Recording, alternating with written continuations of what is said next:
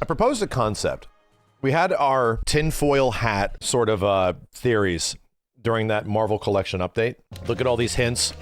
I'm just hoping to see a future that may or may not exist. I'm just hoping that there's a Marvel vs. Capcom 4 somewhere out there. We were watching a bit of Japan Evo, and a conversation popped up that has really had me thinking over a while, and it surrounded Virtua Fighter. How Virtua Fighter 5, people are like, this is going to be the game to save us, right? Outside of the crazy split Tekken of all these other games doing this other stuff. Like maybe what Sega says historically about Virtua Fighter, they're like, we will not make a new Virtua Fighter unless we actually innovate, unless we can actually bring something different to the table, which is a fascinating thing because they kind of acknowledge that we're not going to make VF6 until we have those concepts and ideas, and we will hold off until that happens. Which got me thinking, what fighting games have actually like pushed the envelope to really like expand what we think a fighting game can be in a unique or different way? There's high hopes for Virtua Fighter. I'll be real. There's not a lot of people in 3D space to do stuff with fighting games, but much less have the money and capability to do it and know-how. So it's kind of exciting to see that Sega could come up with something really crazy that could make people really happy, or maybe it sucks.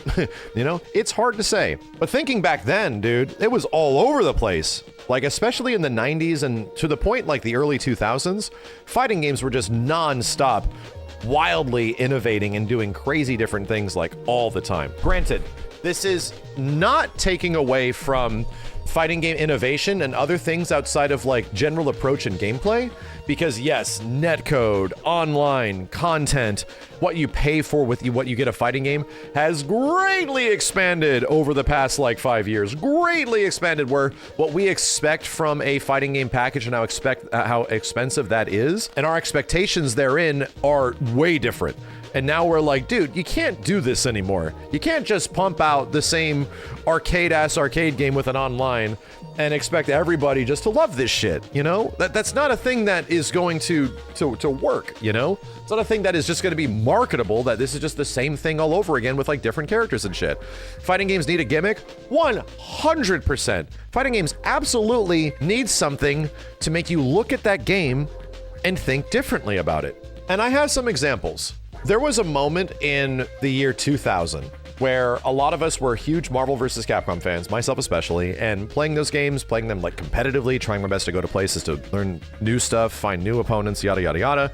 The 2v2 MVC1 formula was just god tier, and Capcom had been doing it multiple times throughout the 90s for many years. And it's like, damn, and they pretty much refined it in MVC1. Lo and behold, Into the Arcade shows up a couple years later, Marvel vs. Capcom 2. This game has the audacity to remove buttons, to switch around its buttons, to replace them with completely new assist buttons, and somehow put 3 characters versus 3 characters with infinitely usable assists.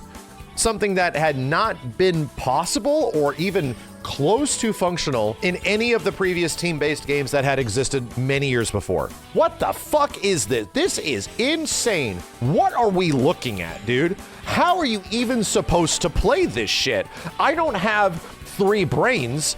I don't have 4 arms. What the hell are you asking us to do here? This is wild. And then you play it for a few sessions and you get it.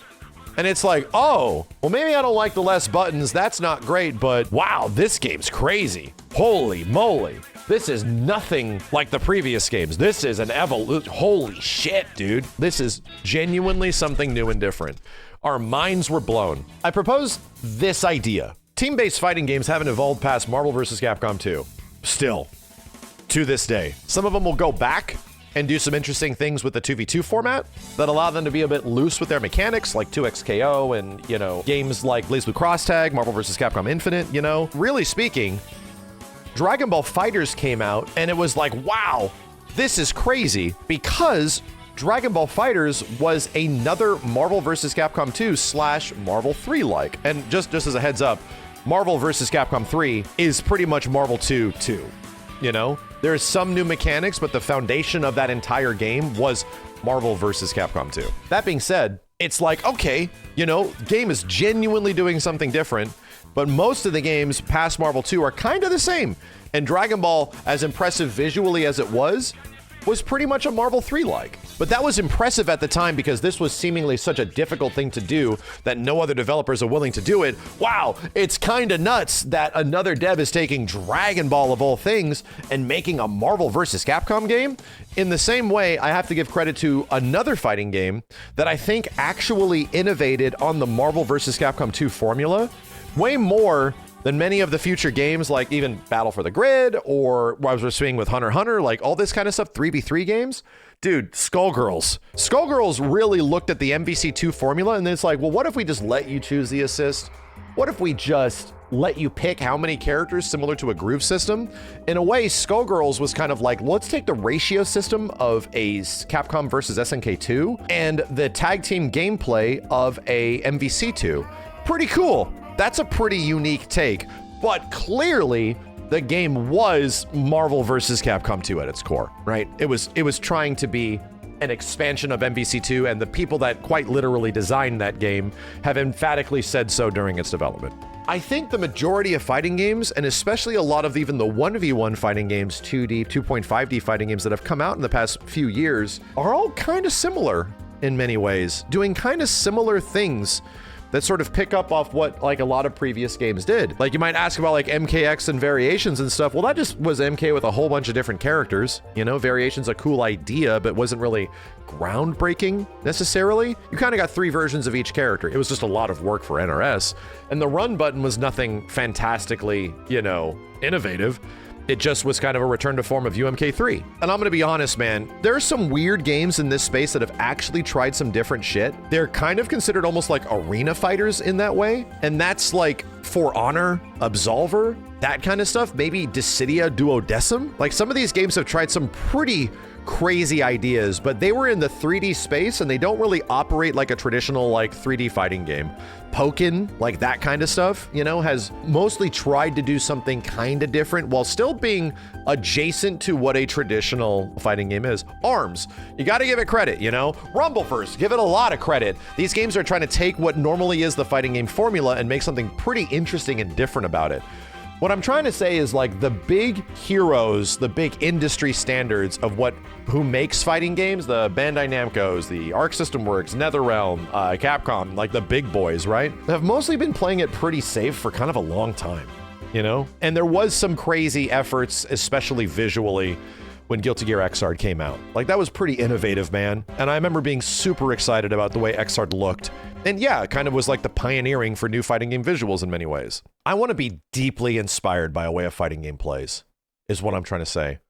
I want a game to give me the feelings I had when I played Killer Instinct for the first time. And I don't mean Killer Instinct 1994. I don't mean Killer Instinct Gold, KI2. I don't mean that. KI 2013 completely changed the way I look at player-to-player interaction in fighting games, period. I've had to think so much more about every interaction that engaged me in that way because I didn't really understand as much about Virtua Fighter 5 and how similar VF5 is to a KI in terms of player interaction. That game really made me think differently about fighting games and that you could do this. This is a different approach, bro. And the nice part about Killer Instinct, made by fans of fighting games, but made by people that were trying to do something different, you know? That were actually new to the space of fighting games and developing them, where they had a unique spin on it, and they weren't just industry veterans and stuff that have been making sort of the same things that they're good at. They tried something different, dude.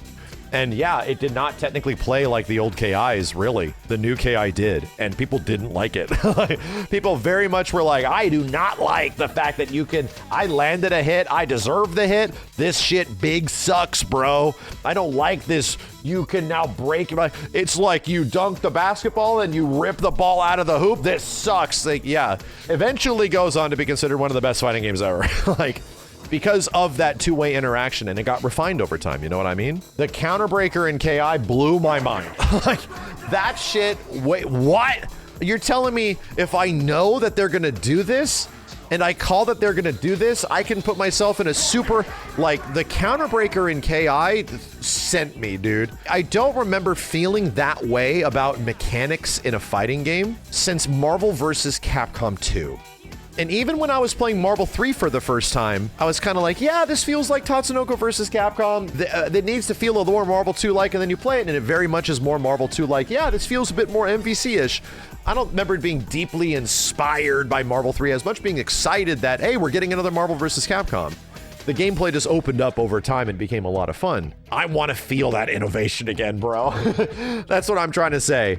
I want a fighting game to present something to me that just makes me go, what are we talking about? Incoming, the thing we just spoke of. We were talking about a game that was teased potentially with a tinfoil hat in a collection. And we had to start asking ourselves, what if Marvel vs. Capcom 4 is real? Is MVC 4 going to be another 3v3 game that's kind of like a sequel to MVC 2 again? Is it going to be MVC 2 3? Are we just going to have 3v3 with maybe some assists? Maybe some opening up of how those assists can work in the way that like Dragon Ball did? Is Marvel vs. Capcom 4 going to be closer to like a Dragon Ball Fighters without the Super Dash? I don't know if I would want that. I'm just going to say there's a 4 in the potential title of this fictional game. One of the things that was very inspiring when I eventually played it for the first time, which was MVCI.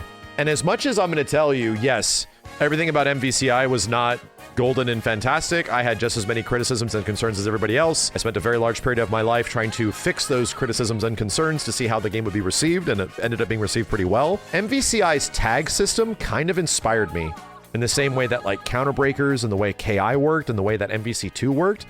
But it came at a caveat. The game was seriously downgraded. It was a substantial less game with less characters and less characters on screen at one time. But dude, the tag system in MVCI inspired me. I have to use my brain in different ways. I have to think about things in different ways than I normally do. This just feels so chaotic and insane that how could this even work? This game is just gonna be fucked. Right? And it turns out like, yeah, there's some whack things in it considering it's a vanilla version of the game, but it works. They made it work. And there's some dumb shit in it. Don't mind me. Like super tag is dumb. It's one of the things that we actually nerfed in MVCIB. But that, my mind got bigger when I thought about that shit. I was like, damn, dude. In that way, I deeply appreciate MVCI, a significant downgrade from the game that came before it, but made me look at versus games differently. It made me look at tag team combat completely different than any other fighting game I had played before. So that felt nice. That's something that actually inspires me and gets me to continually play and continually to do shit and try to figure out all this weird creative stuff you can do with your teams. Actually awesome, right? What the hell does a new Marvel vs. Capcom do? And all I got to say is that in my head, I see a potential future of what happens to tag team fighters in the same way that my eyes first grasped the idea of 3 characters versus 3 characters. What the hell are we talking about, dude? In my head, 4v4 is impossible. That's too many characters, man. Our bitch ass doesn't have like 12 to 13, 14 buttons. What is that gonna be? That's gonna be like a 9, that's gonna be like a 10 button fighting game or some shit. If it's 4v4, you're gonna need 10 motherfucking buttons. They're gonna have to put buttons on the side of this shit. It's gonna look like a modded ass, hitbox controller. Not a good idea. Until you find a way to make it work. Until somebody finds a way to make that shit appetizing. Finds a way to make that shit actually work. I get it, new thing bad. But typically in this space, we don't want something until we see it. That's just the way art works, man. It's the way movies work. It's the way games work. We do not like something until we see it. And then you see it and you go, shit, wow. And there has been genuine efforts over the past few years that have made me feel that way. Like Rumbleverse did some shit that I was like, what? Wait a minute, we can go doing and then doing and then doing and we turn into a missile falling from the sky? Literally laughing with glee at the gameplay shit being presented at me. I just Izuna dropped a bitch off of a building and it landed in top of a skirmish of 4 other bitches and I got 4 kills. I have not felt this kind of elation in a game in a hell of a long time, dude. Those kind of ideas are stuff that are true neuron firing. This shit is crazy. That's the kind of stuff that I hope whatever fighting games have for us in the future allows. Does 2XKO have something new that you like? I will say 2XKO seemed like it would, but in 2XKO, the most enjoyable aspects I've had with it is when it is a team, when I'm playing with somebody else and we're playing together. That is cool. I think that is genuinely great, but it's not entirely like wickedly new. Like it sort of reminds me in the same ways that we would just play dramatic battle in other Street Fighter games. It also was something that we wished was in MVCI, and MVCI was going to have that at some point. We quite literally modded it back into MVCI because all the functionality was there for the most part. But yeah, it felt like a 2v2 game that allows you to like team up with other people and have, you know, and again, Street Fighter Cross Tekken exists, dude. Street Fighter Cross Tekken did that shit. It was a huge selling aspect of its game. So is it like wildly innovative? No, it's a thing that has been around and was one of the cooler aspects of those previous games, you know? That's the thing that I've sort of been thinking about. And as I have looked back at certain fighting games doing certain things, I am very much looking forward to whatever next generation of fighting games is on the horizon. I just want to see some really weird, mind-expanding, different shit, bro. I just want to see a game present ideas and concepts and gameplay or characters or something that really makes me go, what? What are you letting me do? That sounds crazy. Those are the feelings that I want to revisit all over again.